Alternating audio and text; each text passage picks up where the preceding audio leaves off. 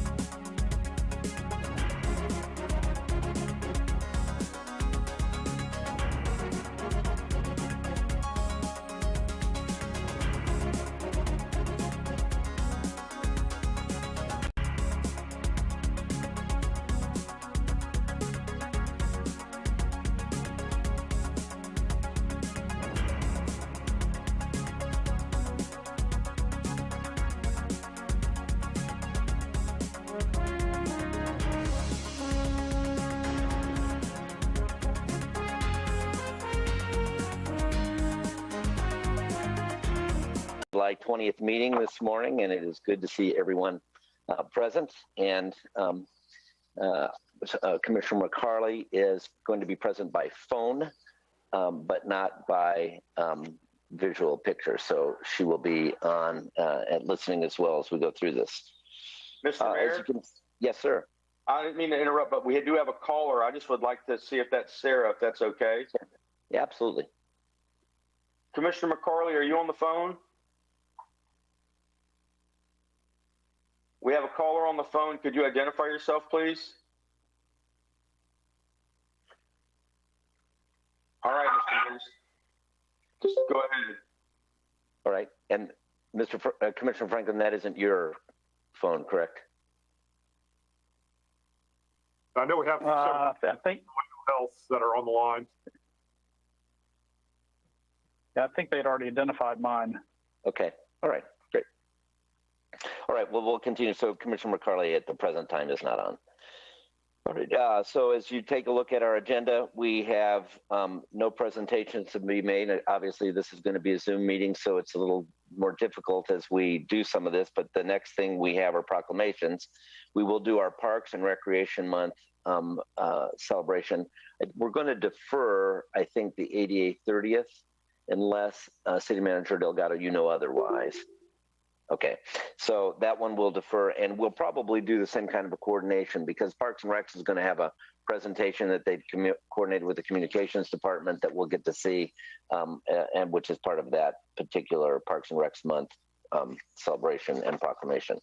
That brings us to the consent agenda because we have no committee reports because we had the world's shortest real estate meeting earlier at 8:25 that ended at 8:25 because the item came off the agenda. So we can take a look at the asterisk items, which include the finance director's 7A report beyond the minutes. Would you like to give us some input on that, Mr. Brossart? Yes, sir. Good morning. On occasion, Mr. McLean in our fleet division identifies vehicles that they have not reached their full life. Many of the vehicles can have 7-year lives, vehicles like this, some with 5. In this case, he's identified 2 in our building inspection division that need to be replaced early. So this is just simply a request to fund both from the Fleet Management Vehicle Replacement Fund with the remaining come from the Building Inspection Surplus Fund of $15,000. Are there any questions on that by commissioners? All right, we'll leave that one on then, sir. And that brings us to utility to Ms. Siriani. Yes, we have, good morning, everyone. We have a consulting services agreement with Aveneon, Inc. This is an agreement for consulting services related to the procurement of a new electric distribution design software.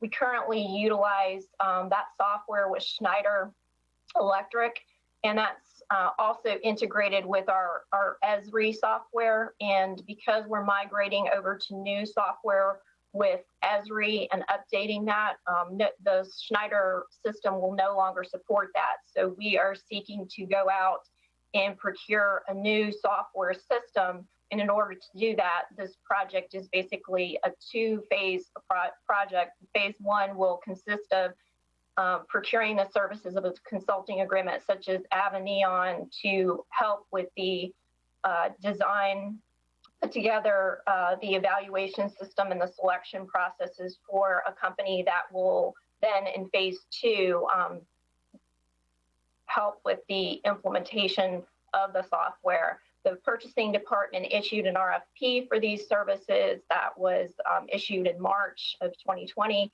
We had 6 companies respond after evaluation by the companies.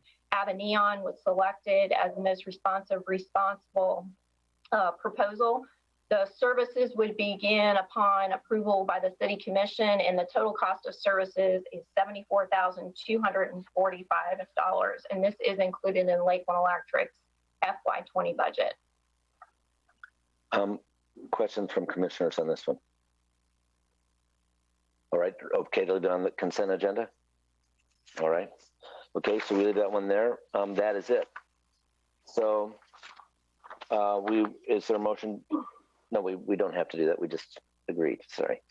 I apologize. So we have those minutes and those 2 items on there.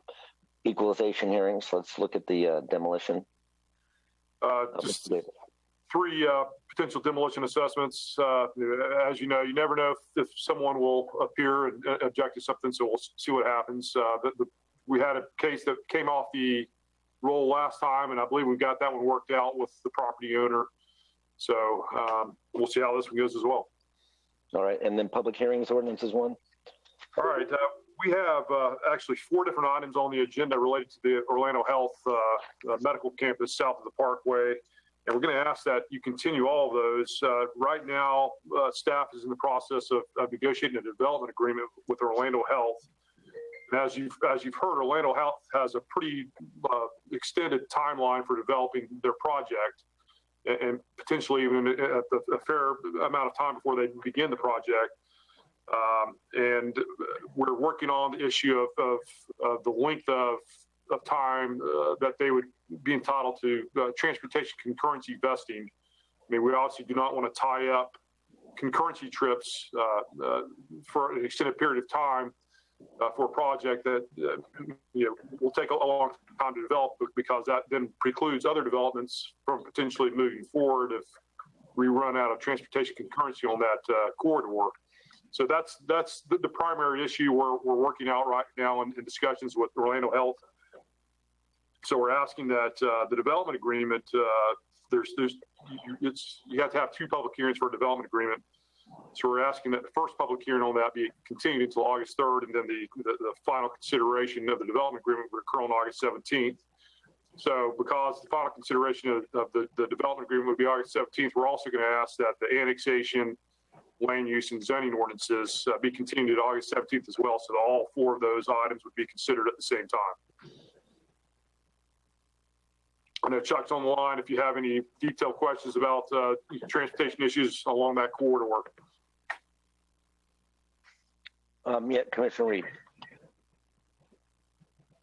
Thank you. Chuck, can you give us what their timetable is? I think right now the latest that from Orlando Health, and I know their attorney is on the phone. I think they're looking right now at 5 years to start. The build out based on the traffic study was 2040. So it's definitely a long-term project. And so that gets to what Mr. Davis had said in terms of concerns we have about when they would start and then how long that concurrency vesting would last. Yeah, again, you know, that road is getting heavily, getting more populated with traffic every day. And that was one of my concerns. I'm glad it's been postponed so we have a chance to really look at it. But I expect you to really hold the line for us. Commissioner Walker. Good morning, and thank you, Mr. Mayor. And I would agree with Commissioner Reed along the lines of what I think several of us have indicated from the even the initial conversation regarding this particular campus and road diet and things that the various roads and I guess interconnections that would help bring about even additional traffic and concern about pedestrian concerns, et cetera. So I would ask you, Mr. Barnaby, as well, are we working toward making sure those particular concerns are addressed as we have already indicated, many of us, or several of us, I should say, even from the initial start of the conversation? Absolutely, sir. Chuck, is this short anything that you wish it would include? I think the big issues at this point are really the timetable for when they would be required to start construction, the concurrency vesting period, and then the relationship with the Amazing Explorers Academy project across the street, which is coming through the zoning process now. Just making sure that we adequately coordinate the timing of the signalization of Lakeland Hills or Lakeland Highlands Road and Deerfield Drive. So those are really the 3, I think, key points that we're looking at this point. Okay, and you think we satisfy them pretty well in this phasing? I believe that in terms of, I'm comfortable with staff's position.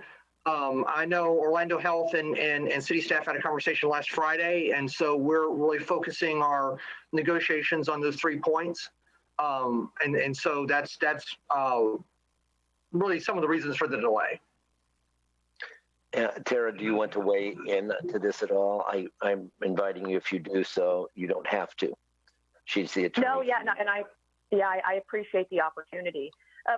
And Chuck is correct. We are trying to work through some of those timetables. From the beginning, we had always contemplated and were forthcoming about the fact that we had a longer lead time for full build out. And so, we had always thought that the 5-year commencement of construction, with maybe a 10, 15-year build out period after that was known.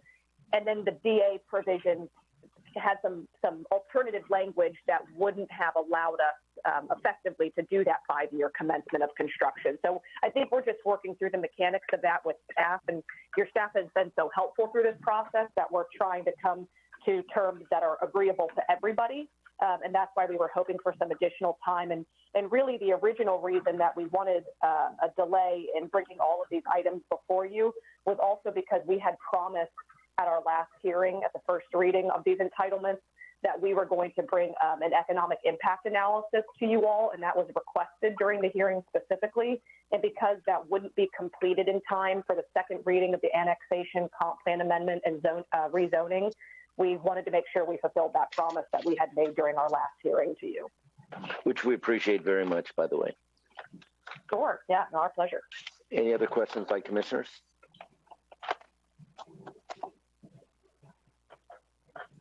All right, hearing none. That covers all 4 of ours. Are you going to, and we'll just do the readings then on second readings on Monday. Right? Well, yeah, we'll introduce them and just ask that you continue each of those items. So that leaves B1. Is that different? I'm sorry? Is miscellaneous B1, is that different than the other 4? That is one of the 4. That's the development agreement. But we do have one rezoning item on A4. That's right. Correct. Moving for second reading, and that is a rezoning to a PUD designation for property at, I believe it's 2050 Edgewood Drive South. And Teresa just popped on so you can show you the location and discuss it. Good morning. We spoke about this one quite a bit at the last agenda study. I do have those slides prepared if you would like to go through them again to see the location and understand some of the issues. And waiting for, oh, there's Kevin giving me my screen.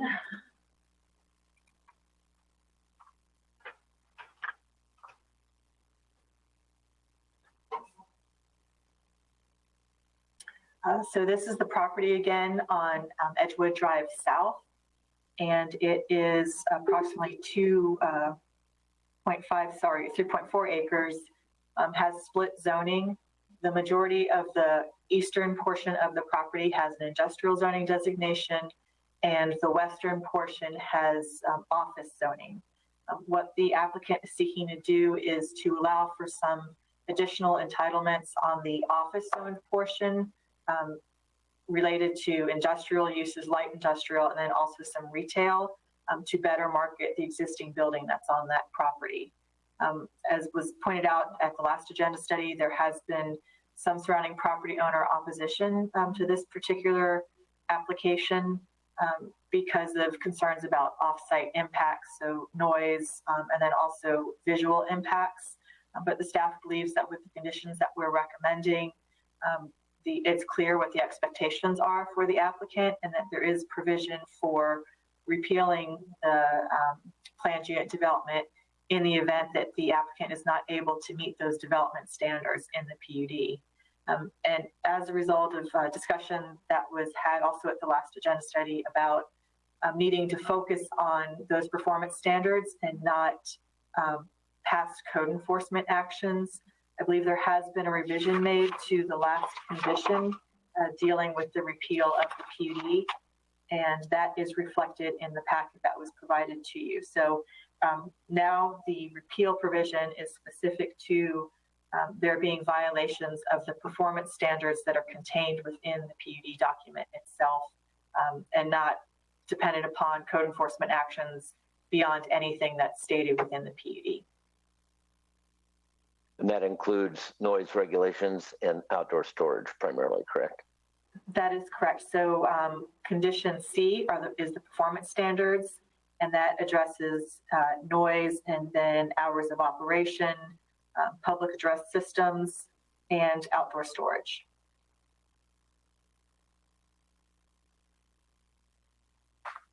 Any questions by commissioners? Commissioner McLeod.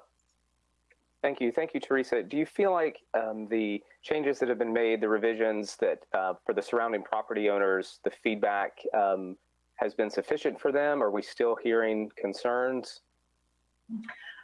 There are still objectors out there, so I think it's based on some past experiences. But again, I think that was in part because the property owner had some uncertainty about what was allowed on the property and no clear parameters for if he was allowed some additional uses, what the performance standards would be.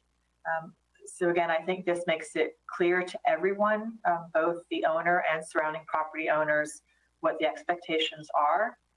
And I feel comfortable that we have this provision in here, that if he's not able to operate under these conditions, that there is the allowability to repeal the PUD, and then that property would go back to the office zoning, the property where the building is. Now, he can still do light industrial on the remainder of the property, and he's still subject to all requirements that are in place today with regard to if he has any storage there, he has to improve the property. He can't just be placing trailers on that site. And if he were to, then that would become a code enforcement issue. So it increases accountability? I believe so, yes. Yes. Commissioner McLeod, any other questions on that? No, that's good. Thank you, Teresa. That makes sense. And I think that provision is a good one to have in there. So thank you for that. Commissioner Walker.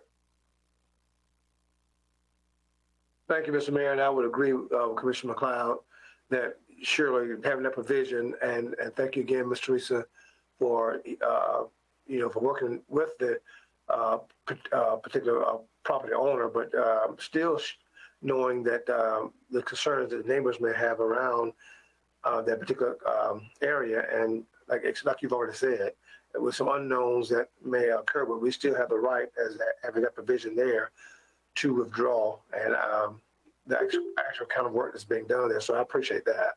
Thank you. Yes, Commissioner Walker, I agree 100%. Any other questions? All right. Thank you very much for that additional explanation, which brings us to our city manager. Thank you, Mr. Mayor, Commissioners. We have one item under City Manager. That's a recommendation to award and approve the professional municipal engineering service agreement for the Providence Road Corridor Improvement Project. I know commissioners had previously discussed this project with staff. The Providence Road Corridor Improvement is a 1.3 mile project from State Road 539, which is Kathleen Road, to County Road 582, Griffin. This project proposes an 11-foot wide travel lane with 8-foot wide sidewalks along both sides of Providence Road. These planned improvements support the strategic goals of the city by creating a bicycle and pedestrian infrastructure, connecting users to improved transit facilities, and providing turn lane improvements at strategic locations. Also enhances all the safety for all modes of transportation within the corridor. On February 27th, we advertised the request for proposal. On April 13th, we received the submittals. The selection committee, made up of the Community Redevelopment Agency, Public Works, met on April 30th to rank the 6 firms. The top ranking firm was DRMP of Lakeland, Florida. Subsequently, the purchasing division issued a notice of intent to award, and the protest period expired with no protests being levied. The professional municipal engineering services are required for the design phase of this project. Public Works staff has negotiated a not to exceed fee of $631,145.11 with DRMP. The estimated design phase is estimated to take 365 days or 1 year. Funding is provided from the fiscal year 2020 Midtown CRA and the Transportation Fund. So on Monday, we'll be asking you to go ahead and approve and award this request for qualification. and allow us to go ahead and enter into contract with DRMP for that price fee. I see we have some of our folks from Public Works on the line, so they can help you answer any questions. Commissioner Reed, you can have the first one. Who is DRC? DRMP. DRMC. Do you know the principals involved in that? I would ask Public Works. This is Ryan Lazenby of Public Works Engineering. DRMP is Dyer Riddle. They've been around for a very long time and have had a lot of past project experience with this city of Lakeland. The project manager assigned to this project is John Burkett. Thank you. Ryan, I have a following question. It seems to me that this 365 days to do this is long to me. Help me understand. Well, a lot of it is utility coordination. There's a significant amount of utilities within the corridor, and we will be putting a closed drainage system in. So to make plans to accommodate potential utility relocations to avoid them where possible is going to take some time. And just permitting, there is a water management district permit for the pond that is over the project. To modify that permit will take some time as well. I have to learn that patience. Commissioner Walker. Yes, sir. I guess we all do, Mr. Mayor, in some respect.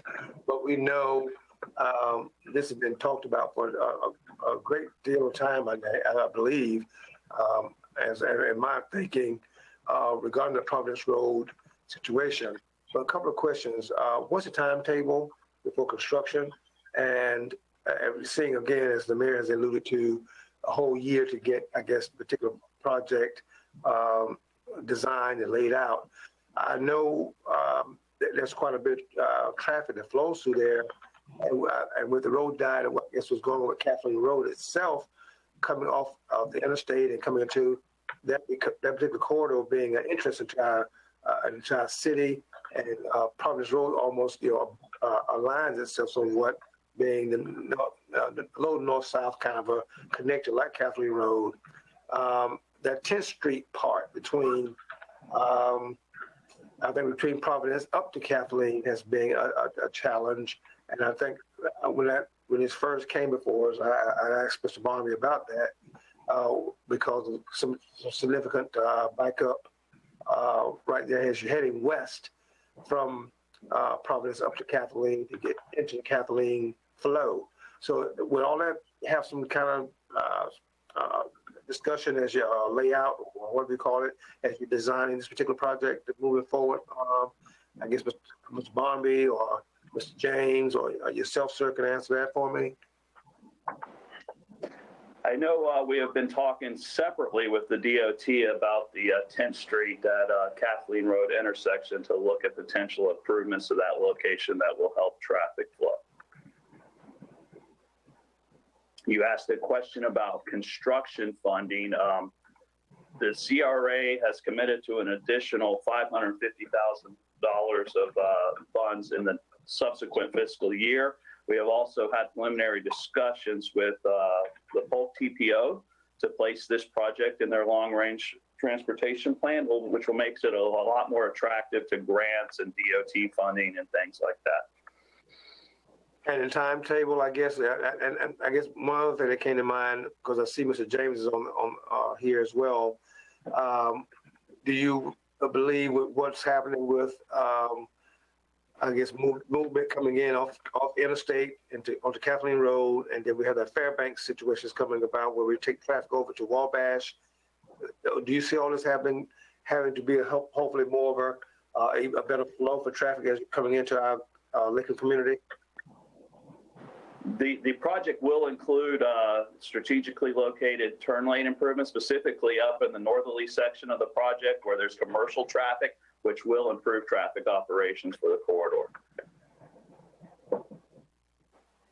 Thank you, sir. Thank you very much for that amplification. Any other questions?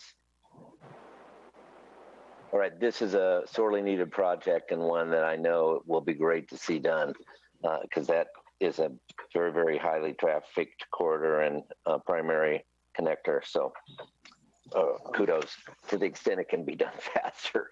That would be great. But we certainly understand. I'm learning to understand more. Thank you very much, and appreciate your work on this. And I know it is very convoluted. So no, not trying to minimize anything. Mr. Mayor, 2 quick verbals too, if you don't mind. Once again, regarding the broadband initiative and that RFP, we will have the packets for you in your offices this afternoon. You can pick them up anytime you want. We're hoping to have the scoring done by the 29th so we can discuss it at our August 1st, I believe it's August 1st agenda study. I know we have a policy review committee, and we'll use that policy review committee to just discuss next steps more than anything else.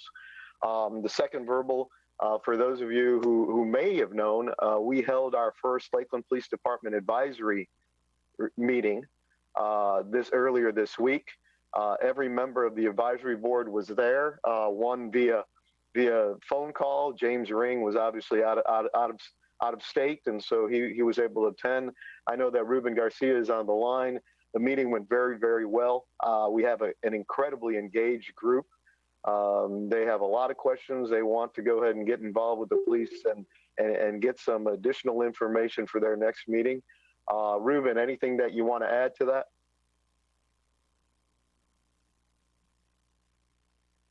I hope he's listening. There he is. Yes, sir. No, I'll just echo what you said. A very good group of folks. When we went around the table and they spoke of their service to the community in the past, that it was quite a group, quite a collection of people that has done an enormous amount of service already. And we look to see great things come out of them. They gave us a couple of topics they were interested in learning more about. The first 2 would be the Police Officer Bill of Rights and community policing. So we'll be giving them presentations on both those subjects in our next meeting next month. But very hopeful that this board will help us quite a bit. Really appreciate you getting that kicked off and started. Timing's wonderful. Thank you, sir. Thank you. And that's my last verbal for today, sir. All right, so that takes us. You have a question from Commissioner Madden, sir.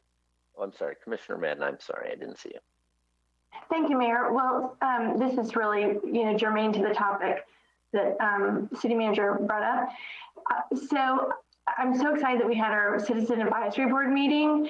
I was able to talk to some officers just at different events, whether it was at the protests or actually I met with, an officer who I, consider a friend just to get some personal information about how they're doing right now.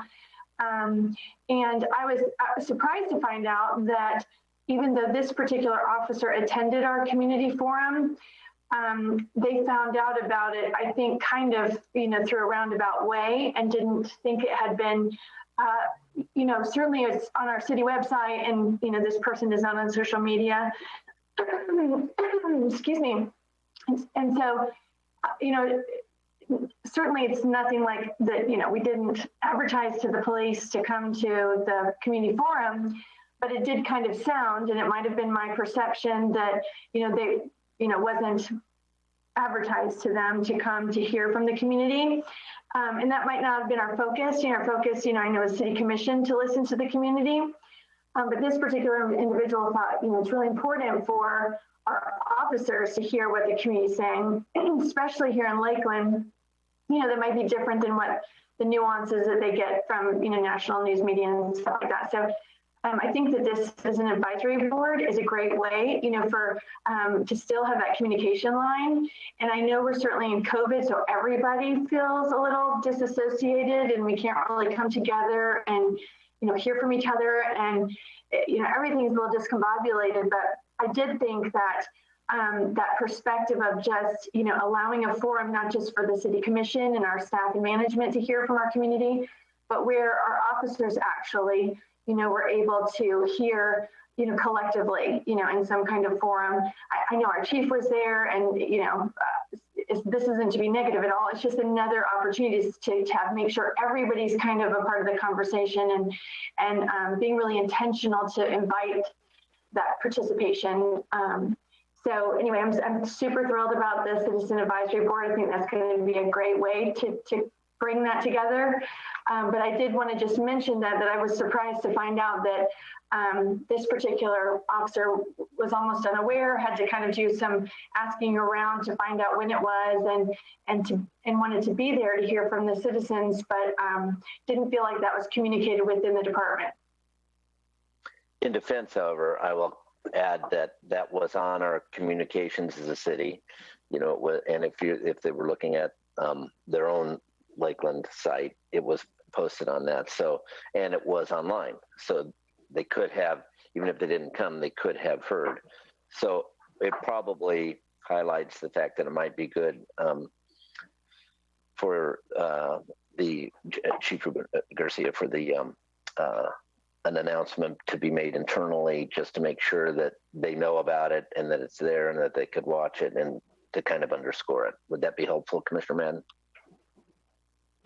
I think so, because, there's so much going on with the city all the time. And this particular officer, different, working all these shifts, not being on social media, they probably are like a lot of us. Just tell me where I have to be, what's germane to my job. And so, I think that maybe in that regard, because it's about police brutality and body cameras and things that are specific to that department, that probably in hindsight, we should have given them an invitation to participate. Commissioner Reed and then Commissioner Walker. Thank you, Mayor. There again, I had thought about bringing this up later on, but since we're talking about the police department, I'll go ahead and address it now. I had asked Ramona to reach out to the St. Pete city attorney. Recently, they passed, there's some 3 state statutes addressing protesting and stuff like that they have made I guess it's an ordinance. I'm not quite sure. I'm sure she's going to explain what they've done, but to try to give a little bit more backbone and teeth to what the police department can do, there's 3 components of the statutes that they incorporated into some kind of something. Number 1 was if you're protesting, you can't block or hinder traffic. Number 2, you have to obey the traffic lights. So if you're in the middle of the street and the right turns red or green, you have to move out of the way. And the third one is you have to use sidewalks when at all possible.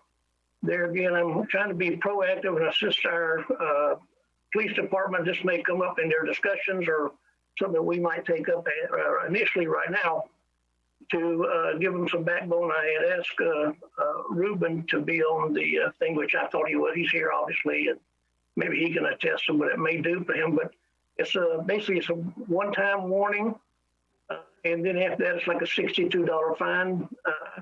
There again, if we have issues and people protest and then they want to move someplace else we're not supposed to and try to block traffic, it would, as opposed to having to do tear gas and other things like that, we can give civil citations.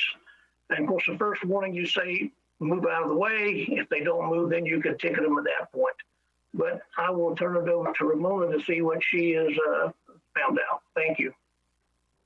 Just to follow up on what Commissioner Reed was discussing, I did follow up with the city attorney's office in St. Pete, and on July 7th, they had issued a press release, the police department, with regard to pedestrian traffic enforcement. And then basically a notification to the public that the police department would be going ahead and enforcing the pedestrian traffic laws. In speaking with the city attorney there for St. Pete, this was an initiative that was brought about by actually the mayor to the police department. It wasn't anything that was specifically approved by city council. They are under some type of different form of government. They're a strong mayor form of government. So the mayor, as an administrative policy, issued that through the police department. And these pedestrian traffic laws are specifically governed by state statute. So the city council or the city in itself did not pass any resolutions or ordinances related to the enforcement of this. These are laws that are already in Florida statute that our police department as well would have the ability to enforce. And I think Commissioner Reed did a good job of summarizing those provisions under Chapter 316 of the Florida statutes. And then In turn, the $62.50 fine that was imposed by the city of St. Pete for violations of that's found, those penalties come directly out of Florida statute as well. They govern specifically what the amount that can be, the violation can be cited for. But it's just in a nutshell, just a summary.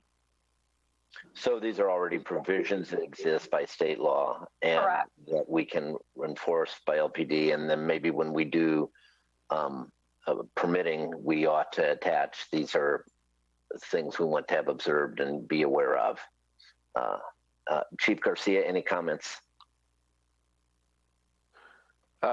Certainly appreciate the support, and Commissioner Reed going beyond the norm to look for different tools to help us, but the state statutes are good tools for us, and we do use those as a last resort. We're hoping to use communication first, but certainly we run into folks that communication is not enough for sometimes, so it is nice to have any support we can have through the state statutes or the municipal ordinances. So we certainly appreciate the support. And we appreciate the predisposition, so thank you for that. Commissioner Reed has a follow-up, and then Commissioner Wall. Thank you. There again, I don't know. I guess, Tony, you issue the permits when they're going to do a protest or a march or something like that. There again, I would like to make sure that they understand that. Of course, there again, we can implement, make that part of our presentation to them. But there again, a lot of times it may get to the leadership without getting to the participants. If I think everybody knows that if you come into Polk County, you're going to encounter our sheriff. And if we had some little more stringent language or some kind of notification that we're going to enforce these statutes, that they might think twice about getting a little bit more out of bounds than they should. Commissioner Reed, we do review the permits. It's reviewed not only by my office, but also all the departments that are involved in the actual demonstration. We found that we've worked very, very well with, most recently with the organizations that are providing the demonstration. They literally tell us when they're going to walk streets, and they work with our police department, our public works department, our trafficking division in order to make it reasonable and safe. But we will continue to go ahead and discuss that with any of the demonstration groups that come on board. Thank you, sir. And I think it's easy for us to focus on what went wrong. Those leaders who had gotten the permits were upset about that migration as well. And so that's good to know on record. And so it's an example of the fact that sometimes you can orchestrate something that you cease to be able to control, to your point, Commissioner Reed, which is why then the proactive response by Chief Garcia is important for us. But these are steps along the way. While we recognize the reason for the protests are a desire for attention, Commissioner, in a constructive way. Commissioner Walker. Yes, sir, Mr. Mayor, I would have to agree with your comment, because as we know, those leaders of the actual protests that we've had have always been in sync with making sure that they follow the guidelines as shared by City Manager Delgado and Chief Garcia. But you have to be also aware you have those outside adjutants, that come and want to just do what they want to do. That's create, a disturbance or have some kind of challenge, to say, oh, we did our part, and that's what they do. They better do that. So unfortunately, that did happen. If we think about that particular one that we had here in our city for the first time ever in my life, even knowing we had, and I've been here majority of my whole entire life, but it's just unfortunate. Now I wanted to just share and go back to what I think Commissioner Madden shared, and I appreciate her comments very much so, as we all share our different comments. But I want to say too that I spoke with quite a few officers as well, my dear sister, as well, and I think there were quite a few that I spoke with that would, because of the temperature, because of what happened and that particular dialogue that night, some of them told me that they would not want to have been there, because you get all that negativity that's in the room about, police brutality and what police is not doing. And some, of course, say some positive things about what they are doing and appreciate what they are doing. But I respect the fact that they should be informed, not only them as a citizen, as a resident of our city, which they should know all that. But I think sometimes because of the kind of temperature, the kind of, subject matter sometimes can just throw people off to want to desensitize as much as you can what may be discussed. And it's even like when it comes to even I call race relations, and when it comes to ethnicities, some people just don't care to have the subject brought up. As I've brought some things up many times because it needs to be discussed. It needs to be shared. I've even heard many of you, or several of you, just do the same kind of thing. But there are some people who, because we're going to keep that subject, I guess, in a sensitive or manner, kind of just stray away from it because they know it's going to be a hot topic, for lack of better words. So I would think we do all we can, and as you just indicated, Commissioner Madden, to make sure they all know, just as well as them, all citizens know that what we're doing and trying to bring about a discussion that we much needed when it comes to that particular meeting we had, and the follow-up one that we hope we will be having here very soon as we bring that particular subject back to the table.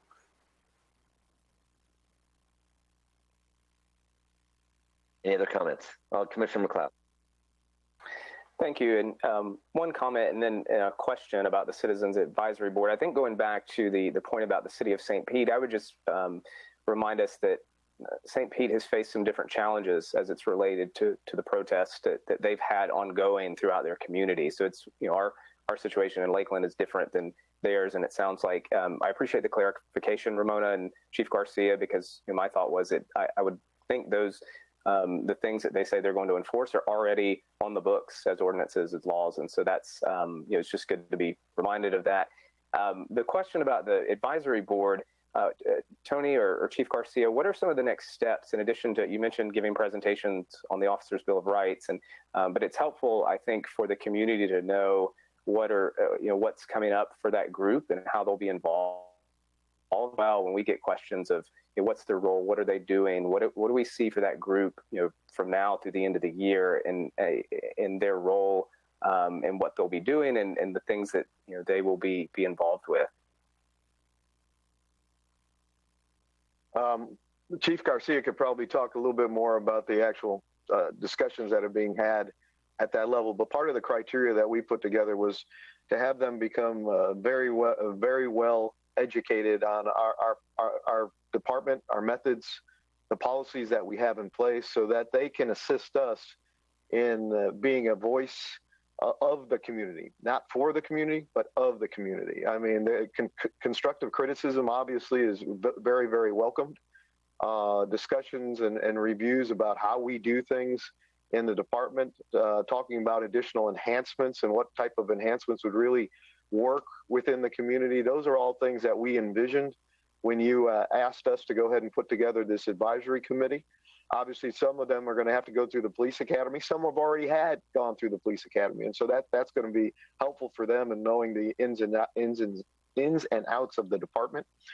But we want them to be a voice of the community, not a voice to the community. We want them to bring back to the police and the department as much information as possible that's being discussed out in the community so that we can get better. Chief, you could probably talk about the actual next steps, but that was what the thought process was when it was created.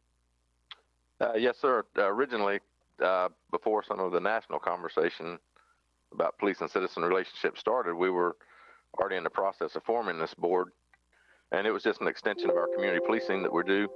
We had hoped to have 9 members through different groups of the communities throughout the whole city, and to where we work on problems, maybe particular to one neighborhood, but use the resources of all the communities in the city to get a little further than we have been getting in the past. A lot of times we work an isolated problem in an isolated area, and we end up with an isolated response. So we were hoping to broaden the team building throughout the city so we could work on problems. But this has come timely that now we have a lot of police and citizen concerns with interactions. So we hope this group will be able to go to their different spheres of influence, find out what those concerns are, bring them back to us, and we can work through those. But we are trying to lay a good foundation for them to understand the workings of police, real police as opposed to TV police, if you will, and the things that we can do and can't do. And so once we get that foundation laid, we hope to tackle some not just community issues, but neighborhood problems and work through each of those. Fantastic. Commissioner Madden. Well, I didn't know we were going to get the chief today, so I did have a couple of these things that I wanted to bring up, and this is perfect. So I know one of the things that we talked about, you know, Commissioner Walker with his leadership on the gang task force and with their efforts with community cleanups and community policing, that really had been reducing gang violence and homicides and shootings. I was, you know, I did ask, and I'm trying to keep, you know, a personal conversation, you know, because I did want to get some behind the scenes information just to find out how our communities are doing with COVID. You know, we hear that now it's more the emotional and social side of people's lives and domestic abuse and violence, you know, behind the scenes with people losing their jobs and being cooped up.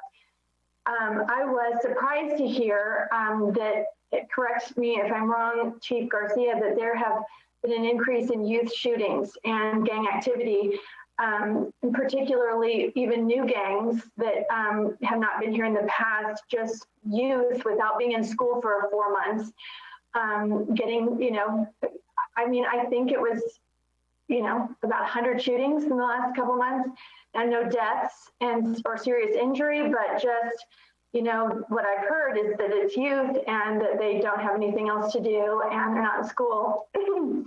And not knowing what we're doing, you know, going into the fall, and if kids will, you know, have a chance to be involved in school and activities like they have been in the past that kind of kept them busy. Because my suggestion was to this individual to, you know, kind of pivot from the gang task force to more diversity and inclusion with those folks who made such great strides. But I would love to know if we could have an update from the chief, or, you know, to know maybe, you know, with, it sounds like there's maybe been an increase because of COVID that we should probably hear about. No, ma'am, I don't know. That's not Lakeland. They may be reading a newspaper from a different city. We have had 1 or 2 shootings in the last 6 months. I wouldn't attribute any of those to being school-age children. Predominantly, those have occurred in our northwest section, but they have only been 1 or 2 in the last few months. I'm not sure where that information's coming from. Well, they said they found it on the Lakeland Police Department website, that I guess they have the data there on a data dashboard that says, and like I said, these, you know, not like, and I'm not talking about youth like school children, I'm talking about, you know, teens and young adults who are not occupied. And your comment, Chief, I haven't gone to the department website or figured that out, but I can go look that up and see, you know, but that is what they said. So possibly this is anecdotal, is what you're saying. So we get a daily report, and I have seen numbers nowhere near that, but I will certainly double check them. Commissioner Walker. Thank you. Thank you, Commissioner Madden, even for sharing that, because I'm quite surprised. You know, I live, as you all know, in the heartbeat of the African American community.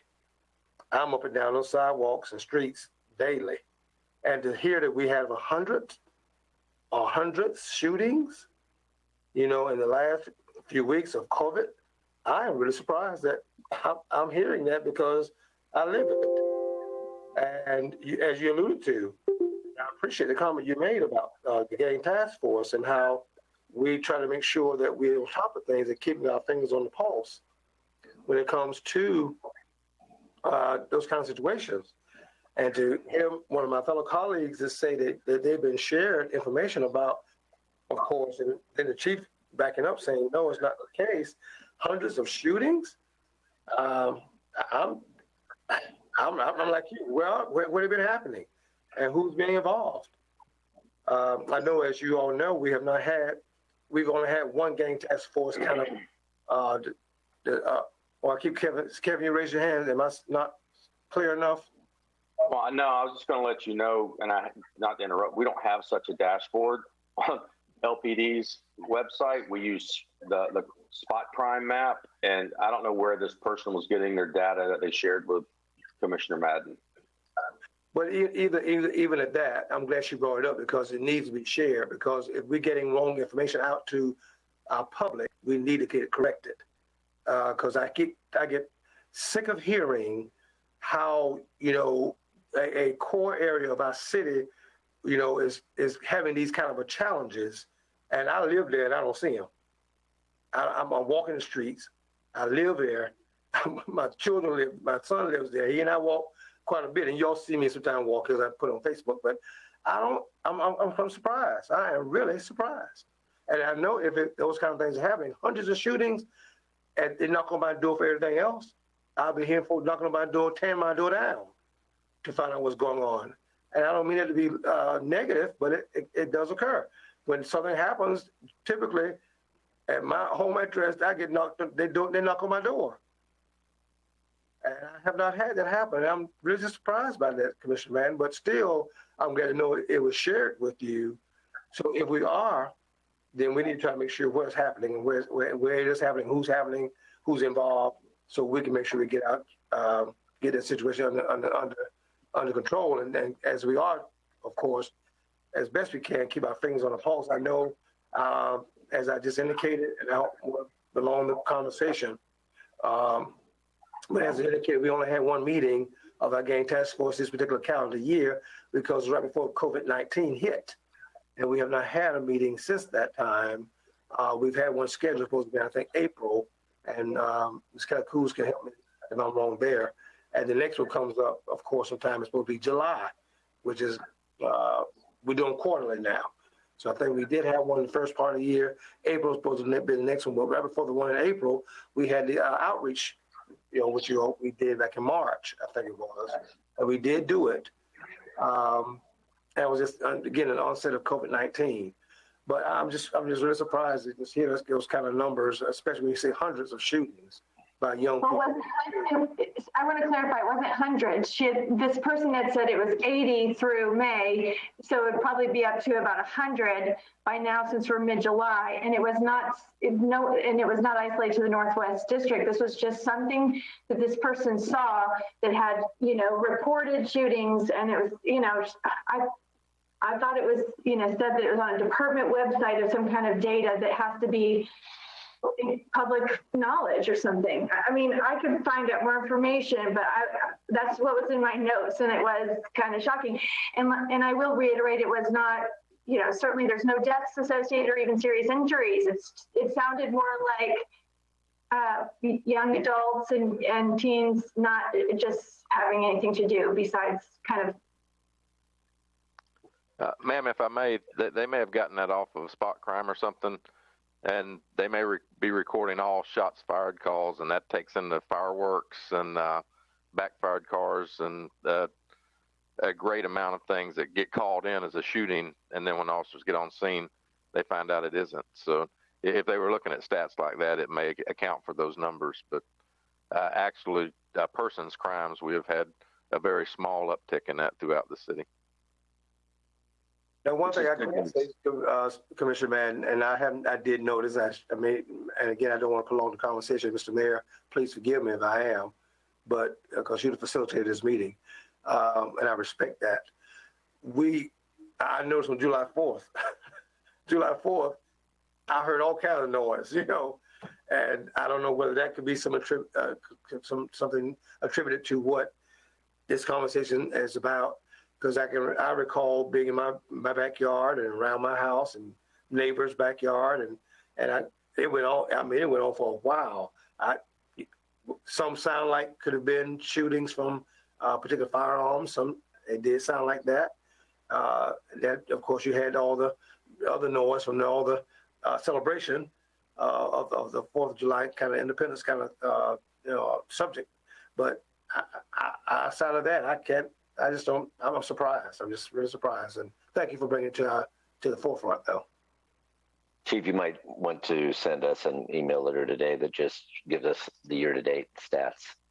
Because I know you summarize those all the time. Yes, sir, we will. Okay. Then let's see. Mr. Cook has a question. Just to clarify again, and I just got on the spot crime map as we were talking, and we don't even have one shooting going back to May 15th on spot crime. Thank you for checking that, sir. Appreciate that very much. Any other comments on that topic? All right, then that brings us to our city attorney for 6B resolutions on demolition of buildings. Yes, that's just follows up on the equalization hearing for the demolitions that you've seen. And then I believe we have one item under utility committee as well that Ramona will present. The last item that we have is a change order and a task order. This would be with Power Cost Inc. and between the city, OUC, and the Florida Municipal Power Agency. Collectively, they are the Florida Municipal Power Pool. We've had an agreement, a software agreement with the pool as a member of the pool since 2005. This is software used in production cost modeling and economic forecasting. And then since 2007, the pool has also had a software agreement with PCI for hourly energy transactions and monthly allocations. The change order is seeking to add licensing, additional licenses, support, and hosting with the PCI Gen Portal and load forecasting software. This is also an extension of the term of the agreement, which will go to 2025, December 31st, 2025. The change order for the software is totaling $865,555. That in itself will be split amongst the three parties, OUC, the Lakeland, and FMPA. The task order is for the implementation and configuration of that software, and that is $605,000, and again, split between the three parties. So the total cost for the agreement of the change order and the task order is $1,470,550, but Lakeland's share is $490,185.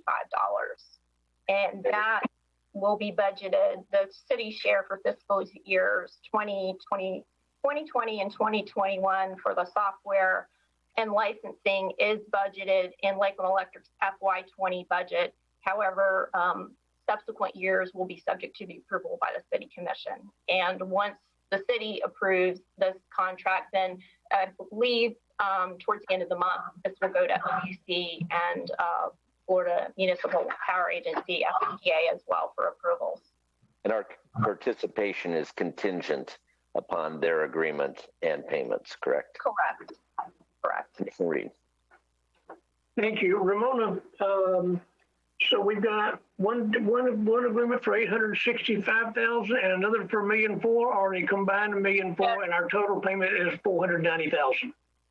Our total payment for the task order and the change order is $1,470,555. That would be what the three parties would split. So Lakeland's share for both would be $490,185. Thank you. I didn't know if there were two different ones, but that's the combined amount. Thank you. Incredible amount of costs on software to run the utilities when you think about all the things that we have to use. It's an amazing amount of complexity. Other questions for Ms. Sirianni? All right, I see none. I need to clarify a record because we had heard from Commissioner McCarley in advance of this meeting that she would not be on the call. And so I had misstated that she would join us by phone. She is going to watch it later as she finishes her vacation week this week. We are appreciative of the fact she joined us yesterday as well. Are there any other additional comments from commissioners? Because that takes us through the agenda. Commissioner Walker. Thank you, Mr. Mayor. I have just been going through some of my notes, and having to deal with the summit construction of the summit building and all. And I guess I made a note here back in, let me see what my note says. I'm like you now, Commissioner, man. I have to go back and review my notes to see what I wrote down. But as many of them I'm sure do. Back in February, I'm going back to February, there was a discussion in a one-on-one, and this is just for clarification, so I can make sure I have my thoughts correct here, about when the construction began with the Summit building, as it already have, there was some, something to do with our Lake Mirror complex, of course, right there where it's adjacent to, and the High Line kind of having some, I don't want to say issue, but some kind of situation where if we did a High Line, we want to make sure all that kind of connected or had some engineering had that situation resolved to make sure there could be that connectivity once if we ever got there in the future. I just want to make sure, is that all had already been still laid out properly, Mr. Delgado? That was all taken into account, sir, before we finalized the agreement. All right. I just want to make sure I could check it off. It was something that I was reviewing in my notes, and I still had it there, so I didn't have a check mark by it. So I want to make sure we had that was cleared up. Thank you so very much. Welcome. Anything else from commissioners? All right, then have a productive day, and our agenda study is over. So see you later. Thank you.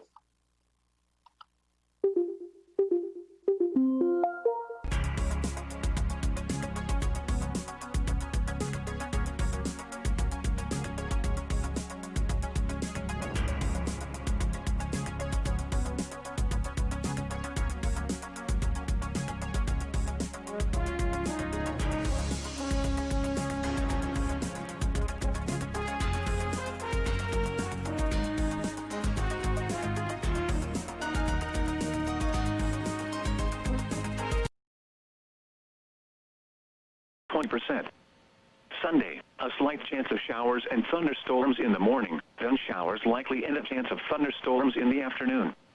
Highs in the mid-90s. East winds around 10 miles an hour. Chance of rain 70%. Sunday night, partly cloudy. A slight chance of showers and thunderstorms in the evening. Lows in the mid-70s. Chance of rain 20%. And now the extended forecast for the radio listening area. Monday, partly cloudy. A slight chance of showers and thunderstorms in the morning, then a chance of showers and thunderstorms in the afternoon. Highs in the mid-90s. Chance of rain 50%. Monday night, partly cloudy until midnight, then clearing. Lows